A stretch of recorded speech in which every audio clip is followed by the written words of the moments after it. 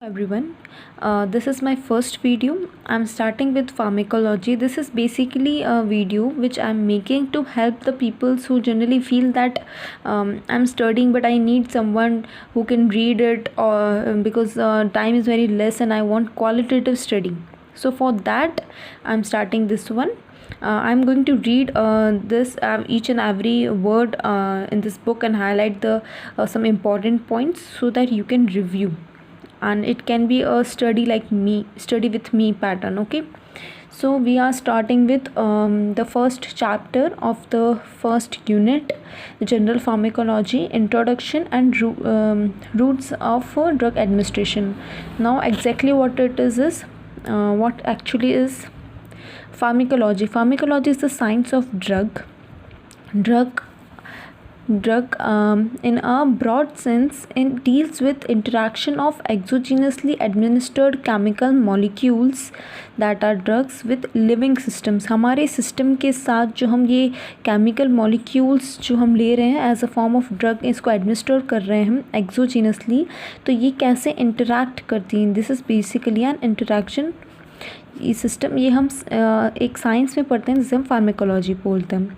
It comprises all aspects of knowledge about drugs, but most importantly those that are relevant to effective and safe use of medicinal purpose. It comprises basically कि सारे aspects को combine करता है knowledge की, कि उसके क्या advantages हैं, डिसएडवांटेजेस हैं. बस मोस्ट रिलेवेंटली ये किस चीज़ से डील करता है कि ये कितना इफ़ेक्टिव है, कितना सेफ़ है हमारे मेडिकल पर्पस से. ठीक है. In context of dental practice, जो कि बेसिकली डेंटल बुक है ये, and I am a dental student, so I am going to deal with I will be focusing on the dental things, but I will be covering all things. Okay, so in the context of dental practice, a broad understanding of pharmacology with emphasis on certain aspect is imperative. That means कुछ चीज़ों का हमें बहुत ही as a dental practice के point of view से ज़्यादा emphasis रखते हुए, ध्यान में रखते हुए चलना है. जैसे कि डेंटिस्ट हैव टू प्रिस्क्राइब और use drugs albeit from a limited range for the treatment of a dental condition. Like example, if there is any dental infection in the oral cavity, so we have to prescribe antibiotics and other treatments. Further we have to follow. There are many diseases related to this, many bleeding disorders which we get to know from our oral conditions, etc. So we have to prescribe the antibiotics and other medications. Many dental patients concurrently suffer from other medicinal conditions, example like diabetes, hypertension, arthritis, which are nowadays becoming very common. Blood pressure patients or diabetes. So at dental chair we can concur with such medical conditions, and we have to think about it, that what we have to do and what we should do, for which they may take drugs that may, and what drugs they are taking, what should be prescribed according to that. They should not be any interaction or anything related to this, for which they may be taking drugs that may have dental implications or may interact with drugs prescribed by the dentist. So we have to take care about the drug interaction. So we ask patient about his history. The dentist may have to deal with a medical emergency arising on the dental chair, which I have told you. For thousands of years, most drugs were crude natural products of unknown composition and limited efficacy. हम ऐसा बोलते आ रहे हैं कि पुराने time से बहुत सारी जड़ी बूटियाँ और नेचुरल प्रोडक्ट्स को हम एज अ मेडिसिनल पर्पस की तरह हम यूज़ करते हैं, पर उनकी कंपोजिशन, उनकी लिमिटेशन, उनकी एफिकेसी, इन सब चीज़ों के बारे में हमें नहीं पता था, जो कि अब हम धीरे धीरे जैसे जैसे डेवलपमेंट होता है पढ़ते हैं. Only the overt efforts of these substances on the body were known, that too rather imprecisely. उनका क्या बॉडी पे इफेक्ट पड़ता है जो कि भी प्रिसाइजली नहीं, ऊपर ऊपर से हम लोगों को पता होता था कि ऐसा होता है, ऐसा नहीं होता है, क्यों होता है, कैसे होता है, that was not known.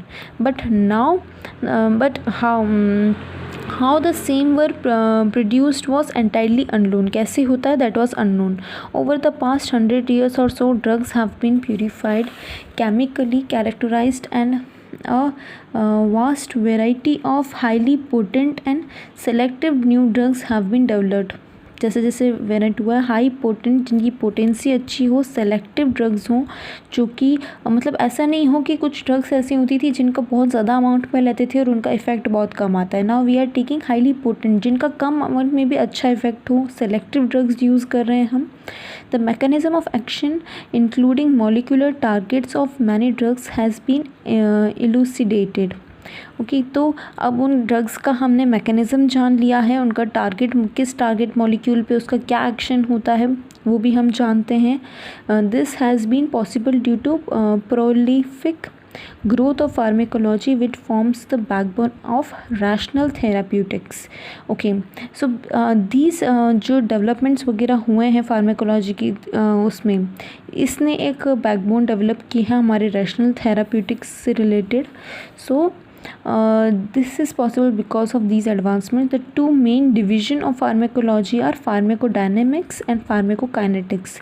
Okay, so what is pharmacodynamics is basically what does the drug does do to the body.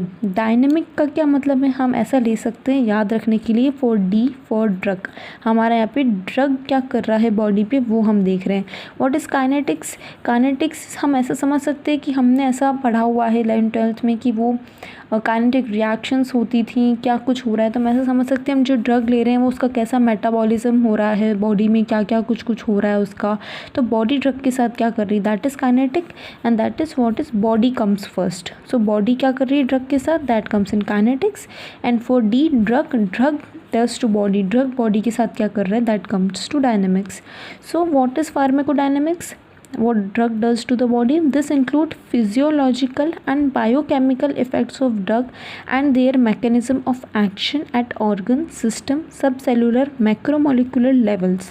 कि मतलब ड्रग क्या कर रही है, उसका मैकेनिज्म एक्शन क्या है हमारे बॉडी के सिस्टम्स पे, सब सेल्यूलर लेवल पे, मॉलिक्यूलर्स लेवल पे, तो वो क्या है वो हम पढ़ते हैं फार्माकोडायनेमिक्स में। ड्रग क्या कर रही है, जैसे कि एड्रेनलिन जो है उसका interaction with adreno receptors, adreno receptor पे जाएगी।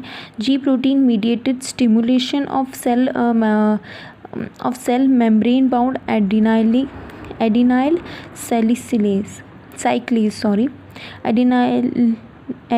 साइक्लेज।